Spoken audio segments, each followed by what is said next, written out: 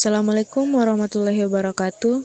Ada peribahasa bilang bahwa Anda tidak punya kesempatan kedua untuk membuat kesan pertama. Seringkali kesan pertama ini datang dari kata-kata. Inilah topik dari pembahasan kami pada hari ini, yaitu teori belajar sosial. Perkenalkan, nama saya Elsa dari kelompok 6. Saya sebagai pemateri pertama akan menjelaskan apa sih itu teori belajar sosial. Teori belajar sosial adalah salah satu teori yang menjelaskan bagaimana individu belajar dan mengadopsi perilaku melalui interaksi sosial. Dikembangkan oleh Albert Bandura, teori ini menekankan pentingnya observasi, imitasi, dan pemodelan dalam proses pembelajaran. Berbeda dengan teori behavioristik yang menekankan stimulus respon. Teori belajar sosial memandang bahwa pembelajaran juga dapat terjadi melalui pengamatan terhadap orang lain. Prinsip-prinsip teori belajar sosial yang pertama itu ada pembelajaran melalui observasi. Individu dapat belajar dengan mengamati perilaku orang lain dan konsekuensi yang mereka terima. Melalui proses observasi, individu dapat memperoleh pengetahuan, keterampilan, strategi baru tanpa harus memperhatikan secara langsung. Yang kedua itu ada pemodelan. Individu cenderung meniru perilaku orang lain yang dianggap menarik atau memiliki status tinggi. Proses peniruan ini disebut pemodelan yang menjadi salah satu mekanisme utama dalam teori belajar sosial. Yang terakhir itu ada faktor kognitif. Selain faktor lingkungan dan perilaku, proses belajar juga dipengaruhi oleh faktor kognitif seperti persepsi, harapan, pengambilan keputusan. Individu tidak hanya bereaksi terhadap stimulus, tetapi juga mempertimbangkan proses mental internal. Perkenalkan, nama saya Naura Fazilatunisa sebagai pemateri kedua. Saya akan menjelaskan kelebihan dan keterbatasan teori belajar sosial. Yang pertama, kelebihan. Teori belajar sosial menekankan pentingnya faktor lingkungan dan interaksi sosial dalam proses pembelajaran. Hal ini sesuai dengan kenyataan bahwa manusia adalah makhluk sosial yang belajar melalui pengamatan dan interaksi dengan orang lain. Yang kedua, keterbatasan.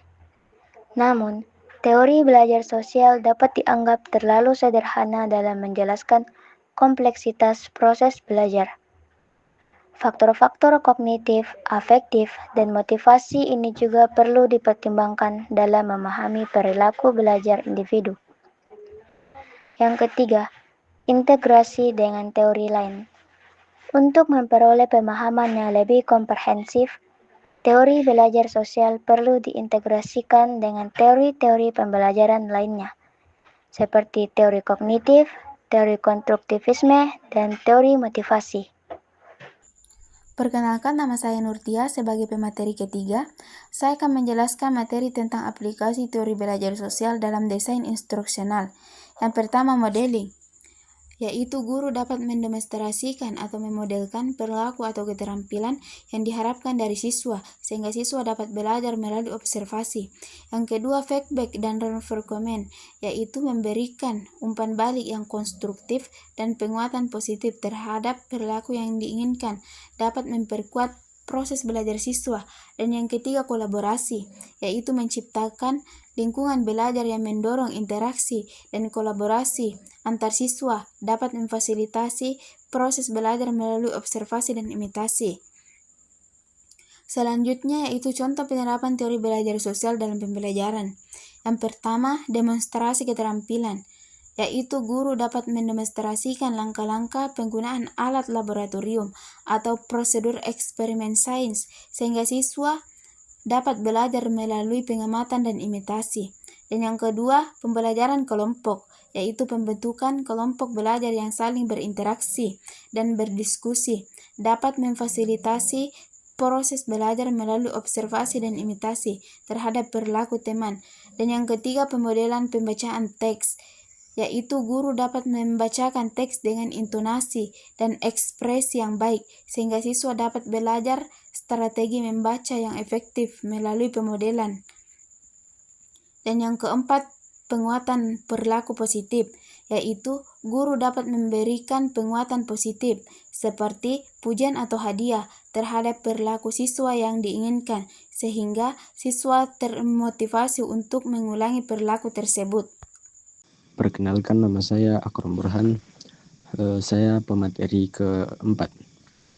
Dan saya akan membacakan implikasi teori belajar sosial dalam pendidikan. Peran guru. Guru harus menjadi model peran yang baik bagi siswa dengan menunjukkan perilaku, sikap, dan keterampilan yang diharapkan dari siswa. Lingkungan belajar. Menciptakan lingkungan belajar yang mendorong interaksi sosial, kolaborasi, dan umpan balik positif dapat memfasilitasi proses belajar siswa. Lingkungan belajar. Menciptakan lingkungan belajar yang mendorong interaksi sosial, kolaborasi, dan umpan balik positif dapat memfasilitasi proses belajar siswa. Peran siswa. Siswa harus aktif terlibat dalam proses belajar dengan mengamati, meniru, dan mempraktikkan perilaku yang dimodelkan oleh guru atau teman sebaya. Perkenalkan, nama saya Andi Muhammad Faris Al-Farisi akan membacakan kesimpulan. Prinsip utama. Pembelajaran melalui observasi dan pemodelan peran faktor kognitif selain lingkungan dan perilaku, pentingnya umpan balik dan penguatan. Aplikasi dalam pembelajaran. Pemanfaatan pemodelan oleh guru, pemberian umpan balik dan penguatan positif, penciptaan lingkungan belajar kolaboratif. Implikasi pendidikan.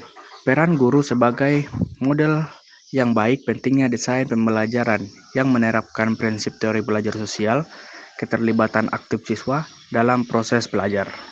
Itulah tadi presentasi dari kelompok kami, kurang dan lebihnya mohon dimaafkan. Billahi taufik wal hidayah. Wassalamualaikum warahmatullahi wabarakatuh.